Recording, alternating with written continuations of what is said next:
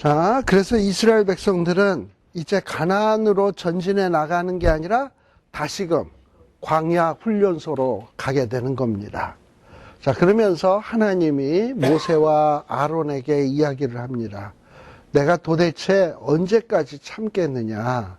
이제 하나님은 아까 그 회개의 어떤 요 기간이 있다 그랬죠. 분명히 하나님이 오래 참으시는 하나님 맞는데 그렇다고 영원히 참으시는 하나님은 아니거든요. 그러니 이제 언제까지 참겠냐 이 말이죠. 그래서 이 하나님께서는 이 악한 회중, 온 회중, 악한 회중, 이 회중들이 원망하는 말을 다 들었대요. 뭐 남말은 새가 듣고 반말은 쥐가 듣는다. 그런데 하나님은 밤낮 할 것 없이 모든 말을 다 들으신다. 라는 거를 우리가 꼭 기억해야 됩니다. 자, 그래서 우리 하나님께서 뭐라고 얘기하시냐? 28절. 역시 하나님은 어떤 하나님이시냐 하면은 행한 대로 하시는 하나님이에요. 근데 이 행한 대로 하시겠다는 것을 또 뭘 걸고 말씀하시냐면 28절에 나의 삶을 가리켜 맹세하노라. 하나님은 반드시 이렇게 하시겠다는 거예요. 뭘 하냐? 너희 말이 들린 대로. 자, 이 사람들이 뭐라고 얘기했습니까? 31절에 보면 너희가 자기네들의 그 처자는 사로잡히겠다고 말했잖아요. 근데 그거에 대해서 하나님은 그래? 너희들의 처자가 잡혀? 그 말한 너는 못 들어가고 네가 잡힌다고 했던 애들은 들어간다. 네가 불신하면서 말했던 거 그거 네가 말했던 거랑 정반대로 된다. 라고 얘기하는 거예요. 불신도 어떻게 보면 신앙이에요. 자기네들은 뭐냐? 애들은 사로잡힐 거다. 이러고 지금 했는데 그래 네 믿음대로 된다 이거죠. 애들이 사로잡혀 애들은 살고 너는 죽는다 이러고서는 지금 하나님이 그렇게 하신 거야. 그러니까 이건 하나님이 그 사람들의 말을 들었기 때문에 이런 심판도 하시는 거야. 그래서 들은 대로 심판하겠다. 그리고 너희의 시체가 29절 너희의 시체가 이 광야에 엎드려질 것이다 라고 얘기합니다. 이 너희가 누구냐면 너희 20세 이상. 자, 이전에는 인구 계수할 때 20세 이상 앞에 뭐가 붙었습니까? 싸움에 나갈 만한. 근데 지금은 싸움에 나갈 만한이 없지요. 그러니까 싸움에 나갈 만한이 없다는 얘기는 뭡니까? 이제 싸움에 나갈 자격을 상실했다. 왜냐? 불신하는 사람들이니까. 그 말이 빠져 있어요, 이제는. 싸움에 나가서 싸움에 나갈 만한 자 20세라고 돼 있질 않아요. 그냥 계수함 받은 자야. 그리고 이제 뭐라고 일컫냐? 나를 원망한 자 전부. 이전에 일컬어졌던 것과는 전혀 다른 투로 일컬어지고 있습니다. 우리가 하나님의 백성들을 뭐라고 표현하느냐? 신자라고 얘기를 해요. 신자가 뭡니까? 믿는 사람. 믿지 않는데 무슨 신자야? 그러니까 이제 믿지 않는 자는 하나님의 백성이 아닌 거예요. 또 믿지 않는 자는 싸움에 나가서 싸울 수도 없는 거예요. 그래서 하나님은 뭐라 그러냐? 이렇게 나를 원망한 자, 그냥 싸움에 나갈 자격 없는 이 20세 이상 됐다고 하는 자들, 그냥 계수함을 받은 자, 그런데 싸움에 나갈 자격이 전혀 안 되는, 그냥 원망만 하는 자들은 어떻게 되느냐? 30절. 눈의 아들 여호수아 외에는, 갈렙과 여호수아 외에는 너희는 결단코 너희에게 거하리라, 살게 될 것이라 했던 그 땅에 결단코 들어가지 못하리라. 불신하는 자는. 그러면 갈렙과 여호수아는 왜 들어갑니까? 믿었잖아. 이 사람 외에는. 그러니까 하나님의 나라는 어떤 나라냐? 물론 이 하나님의 나라를 또 착각하지 맙시다. 천국으로만 보지 말고 하나님의 풍성한 승리하는 이런 하나님 나라의 이 축복, 이 축복은 누가 가는 거냐? 그것도 믿음으로 가는 거예요. 우리 어릴 때 불렀던 가스펠송에 뭐가 있습니까? 돈 갖고도 못 가요, 하나님 나라. 힘으로도 못 가요, 하나님 나라. 이런 노래 있듯이 하나님의 이 풍성한 축복은 믿음으로 되는 겁니다. 그리고 31절은 아까 얘기했어요. 사로잡히겠다고 말하던 너희의 유아들은 인도하여 드린다. 근데 너희 시체는 광야에 엎드려진다. 자, 그러면서 아까 3, 4대까지 그 죄의 형벌을 받는다 그랬잖아요. 그 얘기가 뭐냐면 33절이에요. 너희의 자녀들은 뭘 지고 너희의 패역한 죄를 지고 너희의 시체가 광야에서 소멸되기까지 광야 40년을 광야에서 유리하는 자가 되리라. 그러니까 이 자녀들이 광야에서 40년 유리하게 되는 이유는 어디에 있느냐? 부모의 죄 때문인 거예요. 그러니까 보통 부모들이 이혼을 하고 부부싸움하고 이러면 그 영향력이 몇 대 가는 줄 알아요? 3, 4대 가요, 보통. 부모가 맨날 부부지간에 그냥 서로 그냥 죽일 듯이 싸우면 그 밑에서 컸던 애들은 성격이 이상하거나, 그리고 또 그 밑에 또 애들, 또 그 성격이 이상한 사람이 또 그 밑에 애를 또 교육을 시키니 또 정상적인 애가 나오겠어요? 그러다가 이제 어느 날 개천에서 용난다 그래가지고 그 애가 믿음 생활 잘해가지고 그게 바뀌어지게 되면 이제 그 가게에 있었던, 그 집안에 있었던 가게의 저주의 사실이 끊어지는 거지. 그러면서 이게 복으로 바뀌어지는 거죠. 예. 그러니까 보통 부모가 하나님 보시기에 기뻐하지 않는 생활을 하면 그 자식에게, 또 그 자식의 자식에게 그 영향력이 가는 것을 볼 수 있어요.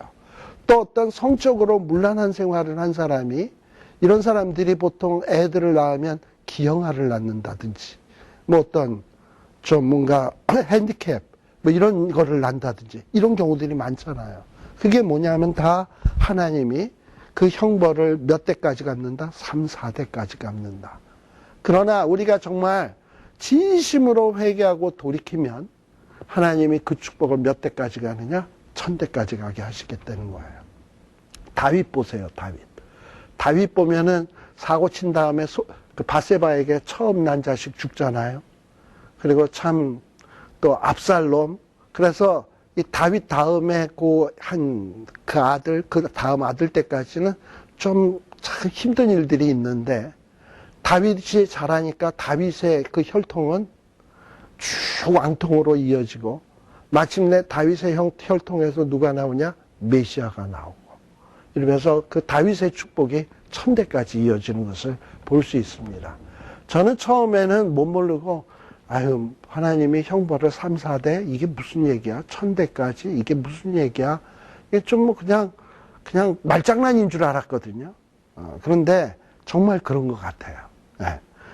자, 그래서 이제 이 자녀들이 광야에서 40년 생활을 하게 됩니다. 그리고 아까 34절에 40일을 1년, 하루를 1년으로 환산하여 40년. 그래서 너희의 죄악을 칠지니.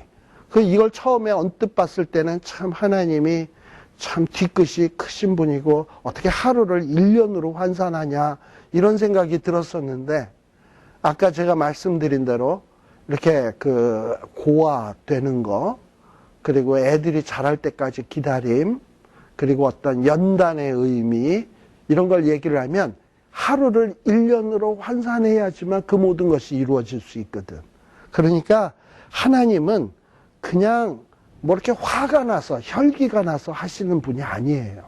징계 중에도 철두철미하게 계산해서 완전 공의롭게 하시고, 그러면서도 자기의 사랑과 인자하심, 긍휼하심을 잊지 않으시는 정확한 하나님이시라고.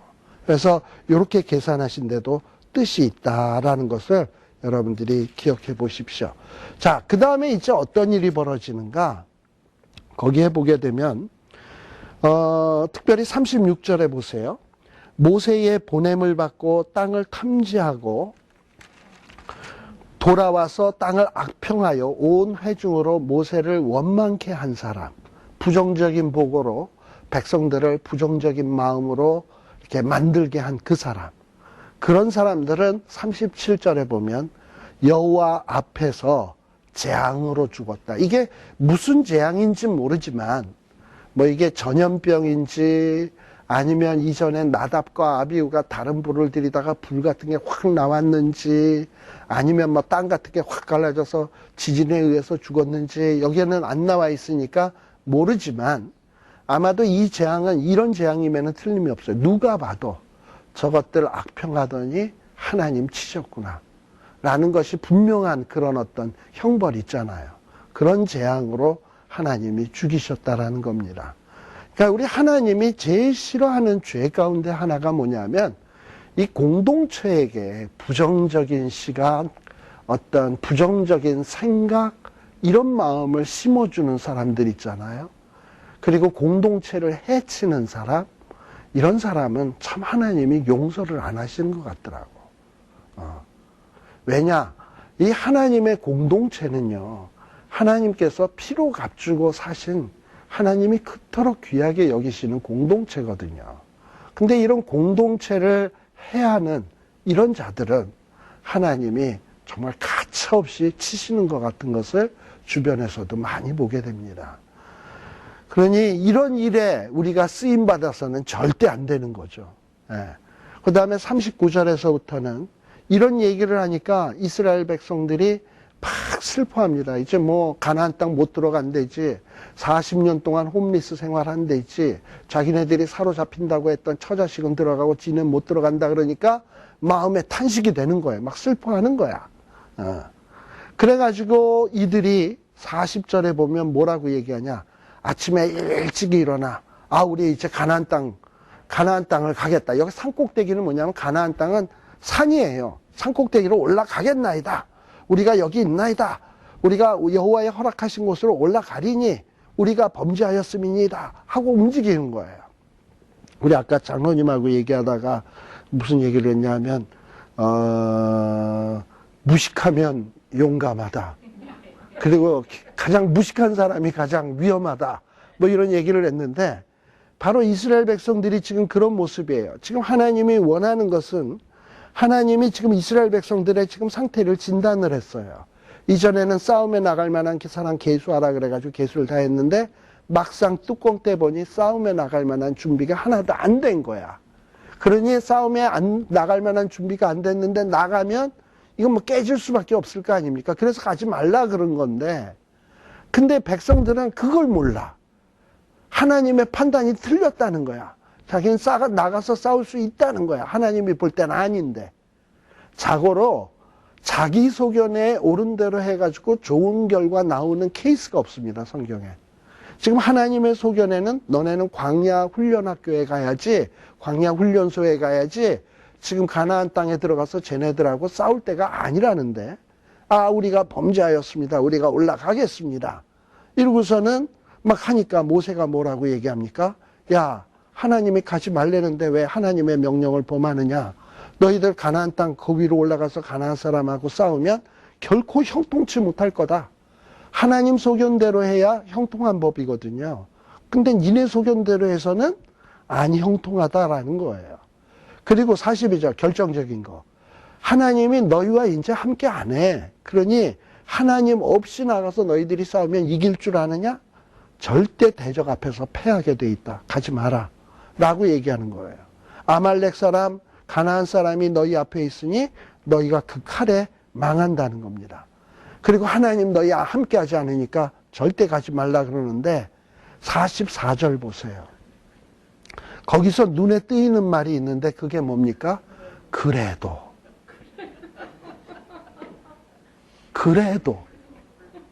그렇게 말을 해줬는데도 그래도 지식대로 하는 거야. 못 말리는 거예요. 무식하면 이래요. 그래서 그래도 산꼭대기에 올라갔고 얼마나 힘들게 갔겠습니까? 근데 결과는 어떻게 되나요? 근데 44절에 보면 그래도 올라갔는데 뭐는 안 갔다? 여호와의 언약궤와 모세는 진을 떠나지 않았다. 언약궤는 뭐의 상징이냐면 임재의 상징인데, 하나님의 임재의 상징인데 언약궤가 같이 안 갔다라는 얘기는 뭡니까? 하나님이 함께 안 갔다는 얘기예요. 누구도 안 갔다? 모세도 진에 있었다. 이 지들끼리 간 거야. 지들끼리 그냥 열심히만 하면 뭐 하나님이 도와줄 거다. 열심히만 하면 승리할 거다. 열심히만 하면 성공할 거다. 이런 생각을 한 거예요. 열심히 한다고 되는 게 아니라 하나님이 하라는 대로 해야 되는 거예요. 하나님이 가라 그러면 가고 말라 그러면 말아야지, 말라 그러는데 그래도 이러면은 안 되는 거예요. 언제 한번 설교 제목 그래도 해가지고 한번 했으면 좋겠네.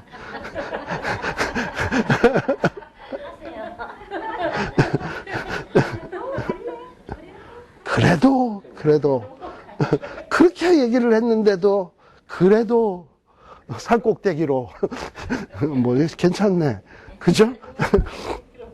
네, 그래가지고 결국은 어떻게 됐습니까? 45절에 보면 아주 정말 볼성스러운 일이 벌어집니다. 아말렉 사람 산지에 거하는 가나안이 니들이 뭐야 하고선 내려와서 쳐가지고 호르마까지 이르렀다라고 돼 있는데, 이 호르마라고 하는 지역이 이때 아말렉 사람들과 가나안 사람들에 의해서 점령이 됐어요. 근데 훗날에 이제 여호수아 때 들어가가지고 가나안 땅에 들어가서 가나안 땅을 다 점령하잖아요. 점령을 하는데 이 호르마 지역은 이스라엘 전체에 이제 점령한 땅 중에서 제일 남부 지역이에요. 남부 지역에 있는 지명이 호르마예요. 근데 여러분들이 그 어떤 성경책에는 보면 가나안 12지파 해가지고 성경책 보면은 가나안 12지파가 땅 분배받은 그 지도 이렇게 탁탁탁탁 나와 있어요. 근데 시므온 지파가 어디에 땅을 받았나 보세요. 제일 남쪽에 받았거든요. 시므온 지파가 받은 땅이. 원래 그 남유다에 거하는 지파가 누굽니까? 유다와 베냐민 지파가 있잖아요. 근데 원래 지역적으로 보면 누구도 있어야 되냐면 시므온도 있어야 돼. 왜냐하면 시므온은 유다 지파보다도 더 남쪽에 있는 땅을 기업으로 받은 자들이에요. 호르마 지역 아까. 근데 이 호르마 지역이요, 이 가나안 정복하러 들어가기 전에 이미 아말렉 사람, 가나안 사람들한테 졌잖아요. 이스라엘 백성이. 그러니까 이 남쪽에 있는 아말렉, 가나안 사람들은 저 이스라엘 백성 홍해 건너고 광야에서 아말렉과 싸워 이기고 뭐 대단히 강한 줄 알았는데, 보니까 호르마 쳐들어와서 보니까 완전히 이게 깜도 안 되는 것들이 까분단 말이죠. 그래가지고 이 남방 지역에 있는 가나안 사람, 여기에 보면은 지금 누굽니까? 이 아모리 사람들, 이 사람들이 이스라엘 백성들을 완전히 우습게 여겼어요. 아말렉 사람과 이 가나안 사람들이 이스라엘 백성들을 아주 우습게 여겨가지고 이제 가나안 정복 이후에 계속해서 이 남방에 있는 시므온 지파를 괴롭혀가지고, 시므온 지파가 여기선 도저히 못 살겠다 해가지고 시므온 지파가 자기의 기업을 포기하고 흩어져 버려요. 없어져 버려. 그래서 남방 유다에는 누구만 남느냐? 유다 지파와 베냐민 지파만 남아. 그리고 아마도 이 시므온 지파는 그 레아의 자식들이잖아요. 레아의 자식이 누가 있습니까? 루벤, 시므온, 레위, 유다가 있잖아요. 그러니까 아마 루벤 지파가 있고 이런 북쪽 지역으로 그냥 이주를 해버려가지고 흩어져가지고 시므온 지파가 사라져버리게 된 거예요. 근데 그렇게 되게 된 계기가 된 게 뭐냐면 바로 요 14장 45절에 나오는 요거를 염두에다 두시면 될 거예요. 그러니까 하나님이 함께하지 않는 이스라엘, 이거는 아무것도 아닌 거야. 그러나 정말 이스라엘이 참 별 볼 일 없지만 하나님이 함께하는 이스라엘, 이거는 정말 또 무시무시한 거예요. 그러니까 이게 어떤 성경에서 얘기하는 중요한 원리다라는 것을 꼭 여러분들이 잊지 마셨으면 좋겠습니다. 자, 그 다음에 15장인데요. 지금 하고 있어요.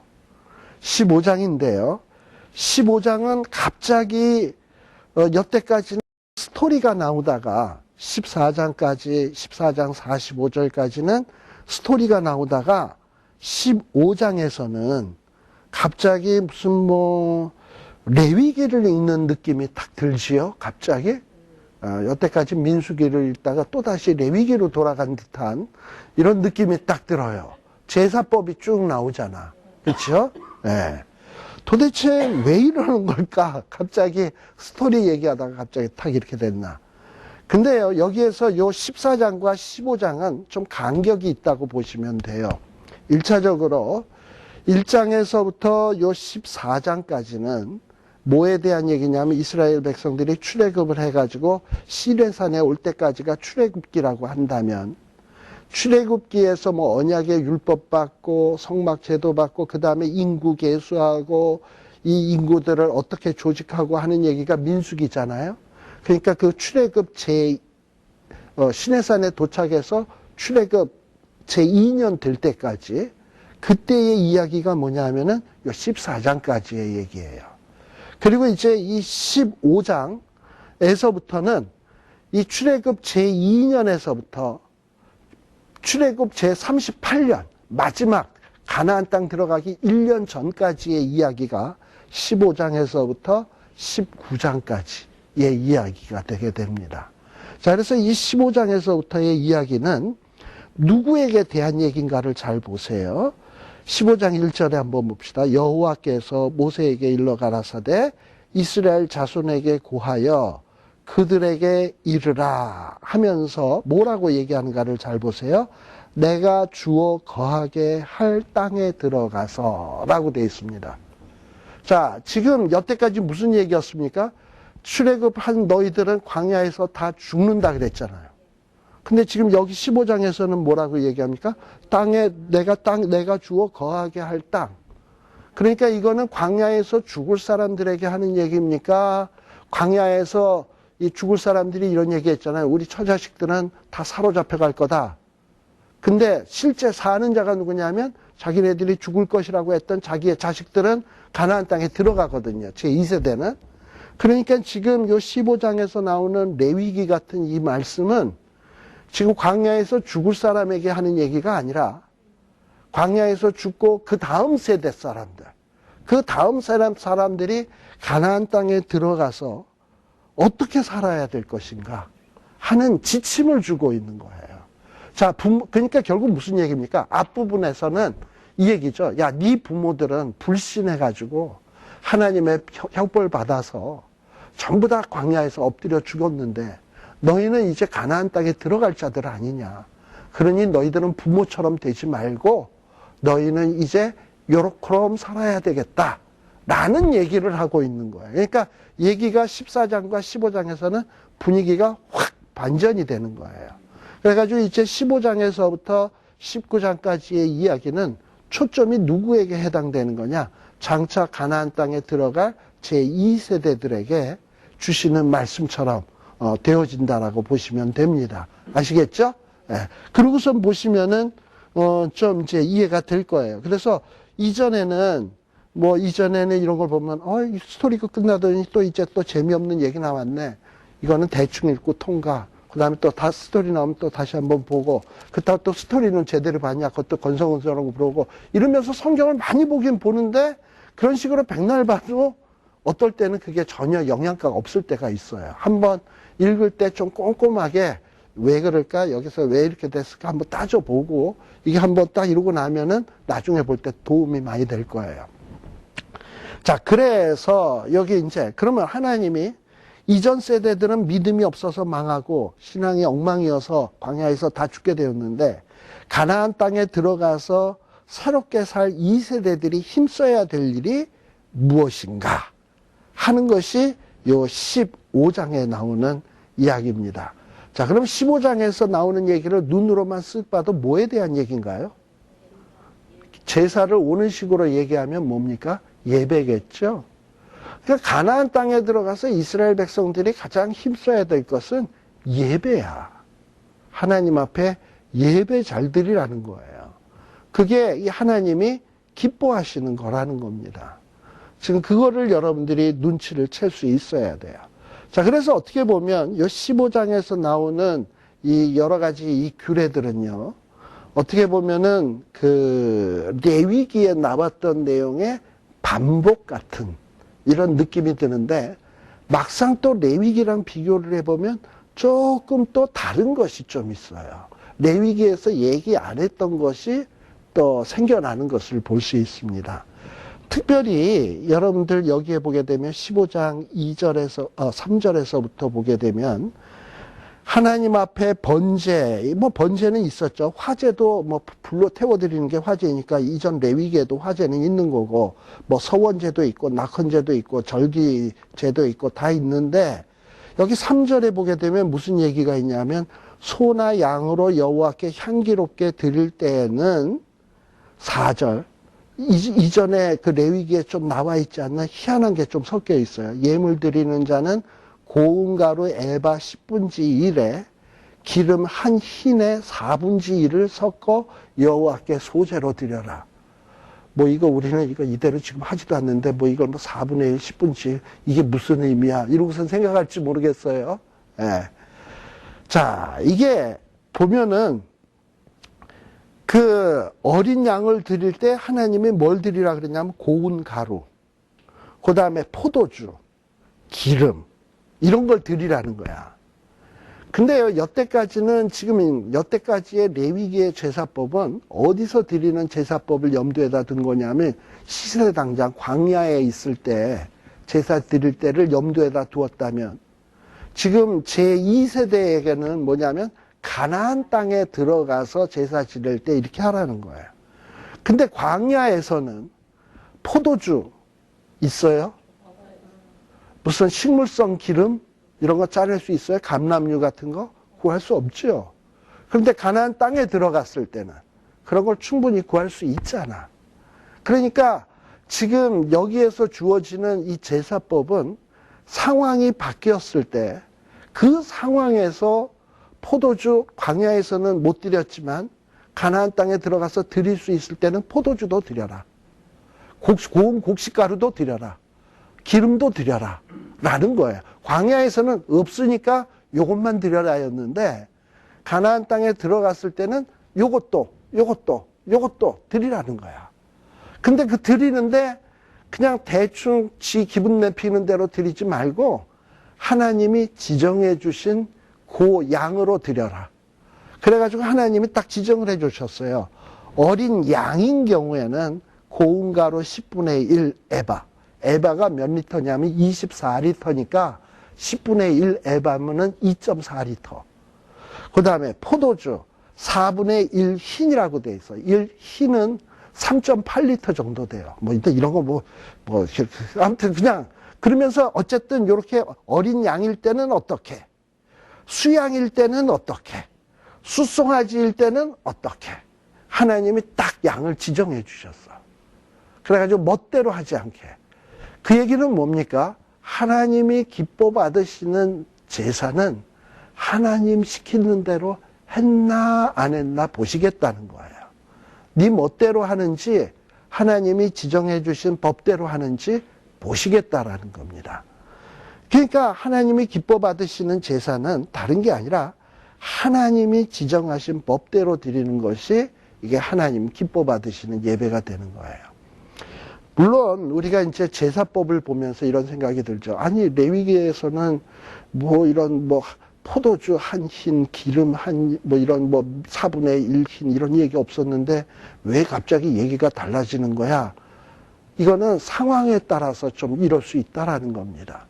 그러니까 중요한 것은 제사의 이 법은 상황에 따라서 달라질 수 있지만 제사의 정신은 결코 달라질 수 없는 거예요. 그러니까 제사의 정신에 중요한 것이 뭡니까? 내 소견에 오른 대로가 아닌 하나님 소견대로. 나를 기쁘게 하는 예배가 아닌 하나님 기쁘게 하는 예배. 이게 예배의 정신인 거예요. 근데 이런 얘기들이 쭉 나오다가 그래서 뭐 복잡한 얘기는 한 11절까지 쭉 나옵니다만 요는 뭐냐? 이렇게 하나님이 지정하신 그 규정대로 하라는 얘기야. 규정대로 하라는 얘기고 그러다가 이제 쭉 내려가 보면 12절. 어쨌든 이런 어떤 예배는 양이나 뭐 수양이나 뭐 염소든 간에 그 예비하는 수요에 따라서 각기 수요에 맞게 정확하게 하라는 거예요. 그 다음에 13절도 마찬가지죠. 본토 소생이 그러니까 오리지널 이스라엘 사람들이 여호와께 향기로운 화제를 드릴 때는 어떻게 해라? 이 법대로 해라. 그러니까 예배는 하나님의 법대로 그 다음에 14절. 너희 중에 우고하는 타국인이나 잡족들이 있었죠. 타국인이나 너희 중에 대대로 있는 자 누구든지 잡족이든지 뭐 아무튼 거류인이든지 누구든지 하나님 앞에 향기로운 화제를 드리려고 한다면 그들도 너희 하는 법과 똑같이 그렇게 해서 예배 드려라. 그러니까 예배에는 오리지널 이스라엘과 오리지널 이스라엘 아니 이스라엘과 차별이 있습니까? 없어요. 누구에게나 다 개방되어 있다는 거예요. 예.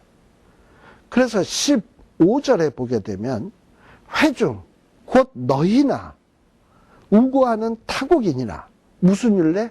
똑같은 율례라는 거. 한 율례라는 거는 뭐 유대인들에게는 좀 더 특별하고 비유대인들에게는 덜 특별하고 이런 게 아니라 똑같은 율례라는 얘기예요. 그리고 너희 대대로 영원한 이렇게 지켜져야 될 율례라는 거예요. 너희의 어떠한 대로 타국인도 여호와 앞에 그러하리라. 그러니까 성경에는 유대인이나 헬라인이나 이방인이나 차별이 없어요. 누구든지 주의 이름을 부르는 자는 요엘서에서 나옵니다만 구원을 얻으리로다. 그 앞에 나오는 말이 중요해요. 누구든지. 이거는 유대인 가운데서 누구든지가 아니고 유대인이든 이방인이든 헬라인이든 어떤 누구든지 주의 이름을 부르는 자는. 결국 제사가 뭡니까? 주의 이름 부르고 이 흘리는 피가 예수 그리스도의 보혈이라는 걸 인정하는 것 아니겠습니까? 그거 하는 자는 이방인이든 타국인이든 누구든지 구원을 얻게 된다라는 얘기예요. 자, 그 다음에 17절에서부터 18절에 보게 되면 이제 여기에는 또 이것도 누구에게 주신 명령이냐면 18절에 보면 너희가 나의 인도하는 땅에 들어가거든. 그러니까 이거는 광야에서 엎드려 죽을 사람들에게 해당된 얘기입니까? 해당 안 된 얘기입니까? 해당 안 된 얘기죠. 이건 누구에게 해당된 얘기냐면 가나안 땅에 들어가서 살 사람에게 염두에다 두고 하는 얘기예요. 그러니까 지금 하나님은 누구를 벌써 광야 훈련학교에서 준비시키는 겁니까?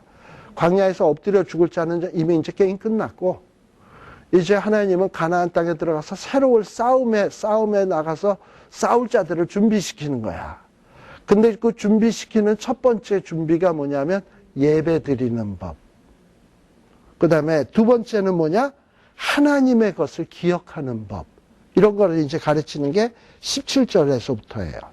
18절에 보면 가나안 땅에 들어가면 너희들이 그 땅의 양식을 먹을 때에 이스라엘 백성들이 만나가 끝이고 처음에 어떤 땅의 소산을 먹게 될 때가 언제냐면 여리고를 점령하기 바로 직전, 요단강 건너가지고 여리고를 점령하기 직전에 그 땅에서 나오는 소산물들을 먹기 시작을 했습니다.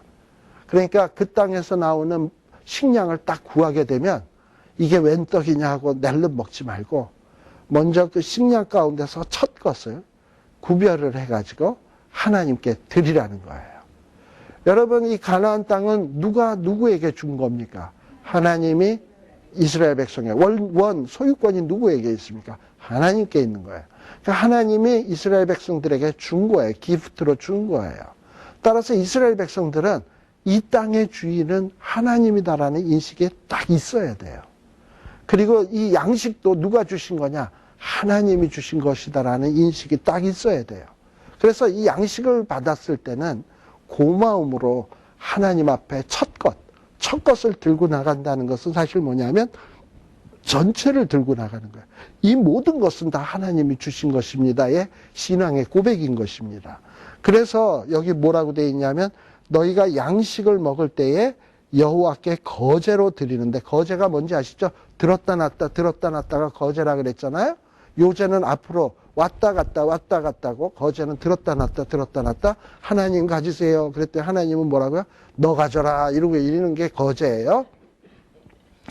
자, 근데 이 거제로 드리는 게 뭐냐? 30절에 보면 처음 익은 곡식 가루떡.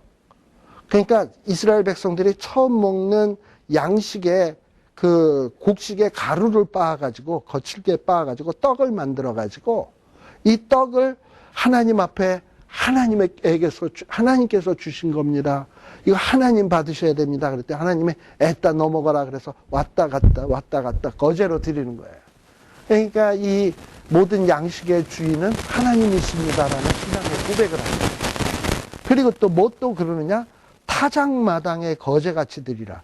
타작마당의 거제는 또 뭐냐 하면은 이스라엘 백성들이 뭐 볼이나 뭐 이런 밀이나 이런 것들이 익으면 추수할 거 아니에요. 추수를 하면 처음에는 탈곡하기 전에 단을 묶어가지고 이렇게 묶어놓지 않습니까? 그러면 그 첫 단, 처음에 딱 묶은 단을 하나님 앞에 들고서는 하나님이십니다. 이거 거제를 합니다. 그것처럼 거기서 나온 곡식을 빻아서 떡을 만들어서 또 이거 하나님 주셨습니다 하고 하라는 거예요. 그러니까 우리가 뭔가 하나님 앞에 축복을 받았을 때는 이스라엘 백성들에게 싸움에 나갈 만한 훈련의 첫 번째가 예배 훈련. 그리고 모든 것이 주께로부터 왔다라는 것을 인식하는 훈련. 이게 이스라엘 백성들의 싸움하는 데 있어서 큰 필수적인 요소가 되는 거예요. 어떻게 보면 이스라엘 백성들이 민수기는 싸우는 이야기인데, 싸우는 거를 준비하는 이야기인데, 15장에 나오는 얘기를 보게 되면 전혀 싸움하고는 관계없는 얘기 아닙니까? 제사에 대한 얘기고, 뭐 곡식에 첫 열매 바치는 얘기고, 첫단 바치는 얘기고, 근데 이게 뭐 싸움하는 것과 무슨 관련이 있냐? 근데요, 이스라엘 싸움은요, 이 하나님의 백성의 싸움은 혈과 육에 속한 사람들의 싸움과는 달라요. 우리 하나님의 백성들의 싸움은 거저 어디에서 싸움이 결판나느냐? 하나님 앞에서 올바른 신앙생활을 하느냐 안 하느냐에 의해서 우리의 승패가 한가름되게 돼 있지, 우리가 얼마나 핵무기를 보유하고 있고 칼과 창을 들고 있고 좋은 무기를 갖고 있으며 얼마나 많은 군사를 갖고 있느냐, 이거는 하등 중요한 문제가 아니에요. 그래서 하나님께서는 지금 제2세대 가나안 땅에 들어갈 자들에게 교육시키는 내용이 예배 훈련, 하나님 것에 관한 훈련, 하나님의 축복에 대한 훈련, 이런 것들에 대한 훈련을 시키고 있는 겁니다. 또 아울러서 또 어떤 얘기도 하고 있냐 하면은 22절에서부터 보게 되면 뭐 제2세대, 뭐 제1세대들은 범죄하는 게 당연하지만 제2세대 애들은 그러면 뭐 범죄 안 하냐? 왜 범죄 안 하겠어요? 하지. 의인은 없나니 하나도 없는 건데. 근데 여기에 보면 범죄가 어떤 범죄냐면 22절에 보면 그릇 범죄라고 되어 있습니다. 이 그릇 범죄라는 것은 어떤 의도적으로 지은 죄가 아니라 부지 중에 자기도 알지 못하는 중에 짓는 범죄, 또는 내 연약함으로 인하여, 우리 그런 거 있죠. 마음은 원이로되 육신이 약하야, 뭐 이런 거 있잖아요. 그래가지고 짓는 범죄. 근데 그런 어떤 죄를 지으면 하나님께서는 우리의 연약함과 부족함을 아시거든요. 우리가 죄를 지을 수밖에 없다는 것도 알아요. 그러나 죄 지으면 죄를 해결할 수 있는 방법도 주신 거예요. 그게 뭐냐면 속죄죄예요. 부지 중에 죄를 지었으면 정말 너희들이 24절에도 나오죠. 회중이 부지 중에 그릇 범죄하였으면 송아지 하나를 여호와께 향기로운 화제로 드리고 그 규례대로 소제와 전제를 드리고 수염 하나를 속죄제로 라고 얘기해요. 그래서 속죄제를 드리면 된다는 거예요. 근데 24절은 뭐라고 되어 있냐면 회중이 부지 중에 죄를 지었을 때, 이건 뭐냐면 공동체가 부지 중에 죄를 지었을 때는 이 재물이 좀 더 가격이 많이 나가는 거, 등치가 큰 걸로 드리게 돼 있어. 그래서 뭘로 드리느냐? 숫송아지 하나. 그 다음에 또 뭘로 드리냐? 수염소 하나. 숫송아지는 번제로 드리고 또 수염소는 속죄제로 드리는 거예요. 아마도 제사는 속죄제를 먼저 드리고, 여기 순서는 숫송아지가 앞에 나오지만 속죄제를 먼저 드려야 번제도 받으실 거 아니에요? 그리고서는 아마 숫송아지 하나를 번제로 드렸을 거예요. 자, 근데 이 24절은 회중이 범죄했을 경우고, 25절은 뭐냐? 제사장 이스라엘 자손의 온 회중을 위하여 속죄하면, 24절, 25절은 회중에 대한 얘기고, 그 다음에 27절에 보세요. 27절에 보면 여기서는 뭐라고 돼 있냐? 만일 한 사람이 개인이 그릇 범죄하는 경우도 있거든. 이럴 때는 뭐만 드리면 되냐? 1년 된 암염소를 속죄제로 드리면 속함받을 수 있다라고 얘기를 해주고 있습니다. 그러니까 회중이 범죄했을 때와 개인이 범죄했을 때 이 속죄제 드리는 법이 좀 달라요. 그러니까 조금 부담이 어디가 더 많냐? 회중인 경우가 훨씬 더 재물의 이 양도 더 많고 더 부담을 많이 해야 돼. 그만큼 회중이 부지중에 짓는 범죄가 더 심각하다는 얘기예요. 그리고 개인이 짓는 범죄도 나쁜 것이긴 하지만 그러나 회중만큼은 아니다라는 얘기를 하고 있는 겁니다. 근데 우리가 여기에서 조금 또 눈여겨봐야 될 것 중에 하나가 뭐냐면 23절이에요. 23절에 보면 하나님은 이스라엘 백성들이 그릇 범죄에서 이 하나님의 명령을 어기는 경우가 있을 것을 가정을 하고 있습니다. 근데 23절에 보면 곧 여호와가 모세로 너희에게 명한 모든 것을 여호와가 명한 날부터 이후 너희 대대에 지키지 못하여, 그러니까 모세 때서부터 이후 대대에 정말 하나님의 율법을 제대로 지키지 못하는 경우가 있을 수 있다라는 것을 가정하는 거죠. 아니, 다 지키는 사람이 없지 사실. 그러니까 이미 모세 이후에 이 명령을 다 지킬 수 없다라는 것을 하나님도 알아. 그래서 하나님은 미리 뭘 준비하고 계시냐? 영원한 속죄양 예수 그리스도를 준비하신다고. 그리고 지금 여기서 나오는 무슨 뭐 수염소라든지 암염소라든지 얘네들은 장차 오실 예수 그리스도의 예표지. 그래서 그 제사를 드리면서 장차 올 예수 그리스도를 바라보면서 제사를 드릴 때 속죄함 받는 것이지, 솔직히 뭐 양 한 마리 죽였다고 죄 용서는 무슨 죄 용서? 죄는 지가 갖고 있는 거지. 그죠? 근데 그 의미는 뭐냐? 믿음으로 제물을 드림으로써 장차 오실 예수님의 보혈이 내 죄를 사할 수 있습니다라는 고백이 있으면 하나님이 죄 없다 칭하여 주시는 거예요. 이게 성경이 얘기해주는 중요한 원리인 겁니다. 네. 자, 그렇게 해가지고 이런 어떤 속죄제에 대한 얘기가 나오는데, 이 속죄제에 대해서도 뭐라고 얘기하냐면 29절서부터 보세요. 이 속죄제도 이전에 어떤 다른 제사와 동일하게 본토 소생이든 우거하는 타국인이든 동일하다. 그러니까 하나님 앞에 제사 드리는 일은 번제나 소제나 또는 속죄제나 다 동일하지, 이스라엘 백성에게는 좀 특별하고 아니 이스라엘 백성들에겐 덜 특별하나, 그렇지 않다는 거예요. 그래서 여기 30절에 보면 본토 소생이든지 타국인이든지, 근데 여기서는 무릇 짐짓 무엇을 행하면, 이거는 뭐냐면 아까는 그릇 행하면이었잖아요. 근데 여기서는 짐짓 행하면이야. 그릇 행하면과 짐짓 행하면의 차이점은 뭐냐면 고의성이 있느냐 없느냐. 그릇 행하였을 경우에는 고의성이 없어. 육신의 연약함 때문에 혹은 몰라서 짓는 죄라면, 이 30절에 나오는 짐짓 무엇을 행하는 것은 이것이 잘못된 건지를 뻔히 알면서도, 그거를 하면서도 뭐 하나님이 뭐 내가 이거 한다고 벌 주실 줄 알아? 이러고서 그냥 겁도 없이 하나님 대적함으로, 어떤 대적하는 마음으로 짓는 죄, 이런 죄를 가리켜서 여호와를 회방하는 것이다 라고 얘기해요. 이런 자는 뭐냐면 하나님의 말씀을 멸시했다, 명령을 파괴했다. 그래서 이런 자는 끊쳐진다 그랬는데, 여기서 끊쳐진다라는 것은 단순히 공동체에서 출교당하는 정도가 아니라 목숨이 끊어지는 것을 얘기하는 거예요. 목숨을 하나님이 끊어버리겠다라고 얘기하는 거예요.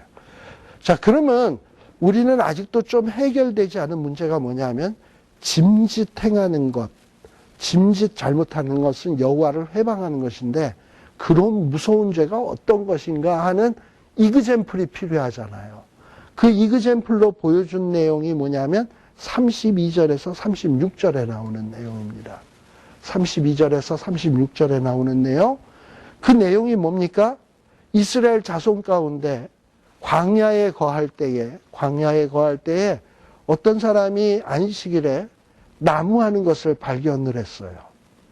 근데 이 나무하는 자를 발견을 해가지고 모세와 아론 회중 앞으로 끌고 온 거죠. 자, 근데 이 안식일에 이 나무하는 자는 어떤 자냐? 분명히 이 광야에서 시내산에서 하나님은 안식일을 기억하여 그날을 거룩하게 지키라고 하는 십계명을 주셨습니다. 그리고 수시로 레위기라든지, 레위기에서도 안식일에 대한 규례가 얼마나 많았어요? 그렇게 열심히 안식일에 대해서 이렇게 저렇게 많이 교육을 했는데도 불구하고 어떤 인간이 뭐 안식일 나무하면 어때? 그냥 하나님의 말씀을 싹 무시하고 그냥 계속 나무를 한 거야. 난 십계명 그딴 거 안 믿어. 내가 그거 왜 따라야 돼? 이러고 나무를 한 거예요. 이게 뭐냐면 십계명에 하지 말라는 것을 알고서도, 나쁘다는 걸 알고서도 하나님을 완전히 무시하는 마음으로 뭐 당신은 그렇게 말하려면 해. 나는 이대로 할 거야 하고 하는 거. 이게 짐짓행하는 거야. 이렇게 행했더니 백성들이 그를 잡아다 끌고 왔거든요. 왜냐하면 이전에도 그 레위기 같은 데 보게 되면 안식일을 기억하여 거룩하게 지키라 하면서 안식일을 범하면 처형할 것을 죽이라고 얘기를 했어요. 죽이라고 하나님이 죽일 것을 명령을 했는데 지금은 문제가 뭐냐면 이스라엘 백성들이 어떤 사람, 안식일을 범하는 사람을 회중 앞으로 딱 끌고 왔는데 34절에 보면 어떻게 처치하는지 지시함을 받지 못한 거로 가두었더니 분명히 레위기에서는 죽이라고 돼 있었어요. 그럼 죽이면 될 거 아니야. 근데 지금 이스라엘 백성들은 궁금한 게 뭐냐면 죽이는데 어떻게 죽여야 되냐 말이지. 그게 문제인 거예요. 어떻게 죽여야 되지? 우리 여러분들 출애굽기 잠깐 한번 볼래요? 출애굽기 우리 그 19장인가요? 안식일에 대한 얘기가.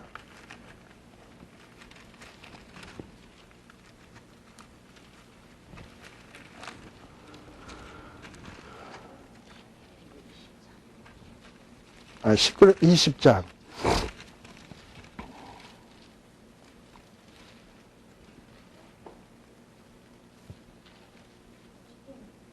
자, 십계명은 여기에는 이렇게 나오는데, 잠깐만요. 안식일에 대한 얘기를 여러분들 18절.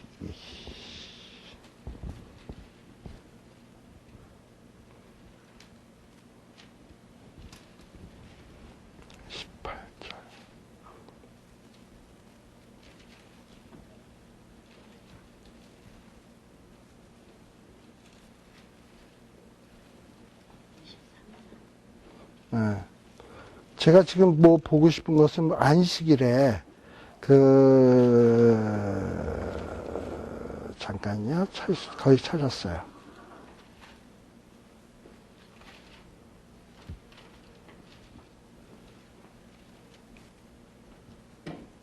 출애굽기 21장 7절에 한번 봅시다. 아, 이거 아닌데. 출애굽기, 레위기 20장 한번 봅시다. 레위기 20장 9절.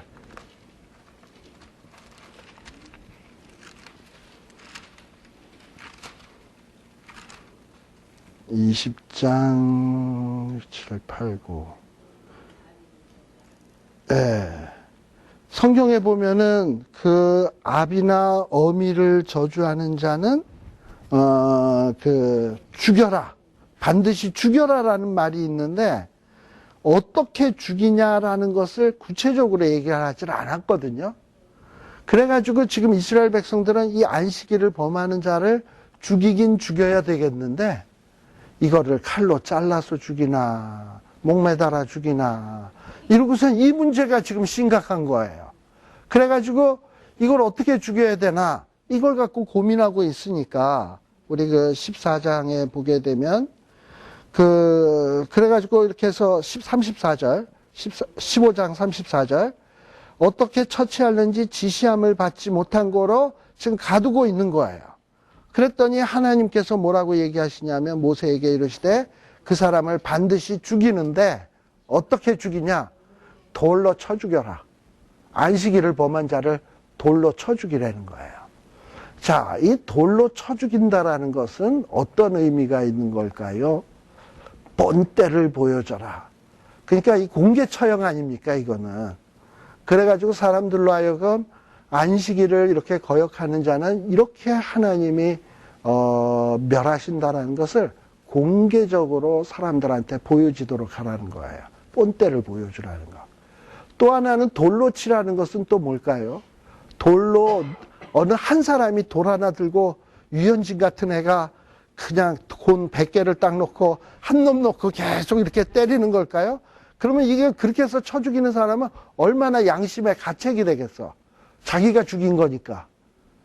그러니까 돌로 쳐 죽이는 건 뭐냐면 군중이 던져가지고 와 하고 던지니까 사실 어느 돌에 맞아서 치명상을 입었는지 알아 몰라. 한꺼번에 던지면. 그러니까 이제 치는 사람은 내가 분명히 저를 벌한다라는 마음은 있지만 내가 죽였다라기보다는 우리 모두가 죽였다라는 이런 식이 되잖아요. 그래가지고 뭔가 공동의 책임이다라는 거를 인식시키기 위해서 돌로 쳐 죽이라는 거예요. 그러니까 하나님이 돌로 쳐 죽이는 거를 즐겨하셔서 돌로 쳐 죽이라는 게 아니라 하나님이 워낙 돌로 쳐 죽이려는 이 형벌 속에는 담겨져 있는 의미가 있는 거예요. 어떤 공동체에게 이 처형을 공개적으로 함으로써 귀감을 삼아라. 모든 사람이 어떤 경계로 삼을 수 있도록 해라라는 것이고, 그리고 어떤 죄에 대해서는 공동체가 합심해서 대처해라 라는 어떤 이런 의도가 담겨져 있는 겁니다. 그러니까 이 회중들이 안식일을 범한 사람을 붙잡아 와가지고 죽이는 문제에 있어서도 뭘 기다렸냐? 하나님의 지시를 기다리는 거야. 자, 근데 이런 지시가 누구에게 지금 주고 있는 겁니까? 광야에서 엎드려 죽을 자에게 주어지는 게 아니라 광야에서 떠나서 가나안 땅에 들어갈 자들에게 너희들이 앞으로 이런 일이 생기게 되면 요렇게럼 해라라는 교육이 주어지는 거예요. 이런 교육이 다 뭐냐? 이제 가나안 땅에 들어가서 싸울 준비예요. 그러니까 이 싸울 준비가 무기 준비하고 창 준비하고 방패 준비하는 게 아니라 이스라엘의 싸움은 뭐냐면 먼저 그의 나라와 그의 의를 구하는 거야. 하나님의 말씀 훈련, 예배 훈련 이런 걸 하는 거예요. 그러면 정작 싸움은 누구에게 있냐? 하나님이 싸우신다. 그래서 성경에 거듭 얘기하는 게 뭡니까? 전쟁은 여호와께 속한 것이지 사람에게 속한 것이 아니에요. 근데 뭣도 모르는 것들이 사람에게 속한 줄 알고 IS도 석유자금 팔아가지고 나온 돈으로 세상에 그 홈리스 가는 젊은 청년들을 IS로 끌어들이려고 막 꼬시지 않습니까? 그러니 철탁선이 없는 한국의 10대도 글로 갔잖아요. 뭐 IS 광고에 보면 IS에 가입하면 차 주고 집 주고 뭐 주고 이러고 광고를 낸대요. 그러면 집 없고 미래가 없어 보이는 바보 같은 것들이 이래도 내가 한심하고 저래도 한심한데 이참에 IS에 가입해가지고 한번 내 팔자 한번 고쳐보자 이러고 들어가는 애들이 많답니다. 들어가면 뭐 시키나요? 몸에다가 폭탄 배달고 자살 특공대 시켜요. 집 주죠. 그리고 자살하라고 가서 시켜놓으면은 자살하면 그 집은 다시 갖고 오면 되는 거잖아. 그걸 몰라 바보들이. 참 기도하고 마치겠습니다. 하나님 아버지 감사합니다. 참 우리가 하나님의 말씀을 통해서 우리가 어찌해야 세상에서 승리할 수 있는지 원리와 방법들을 하나님의 말씀을 통해서 살피었습니다. 하나님 아버지, 우리의 싸움은 칼을 준비하고 무기를 준비한다고 되는 것이 아니라 우리 하나님을 잘 섬겨야 악과 싸워 승리할 수 있고 세상과 싸워 승리할 수 있는 이 사실을 잊지 말게 하여 주시옵소서. 우리의 풍성한 삶은 오직 하나님께만 달려 있음을 잊지 않는 이런 저희들이 되게 하여 주시옵소서.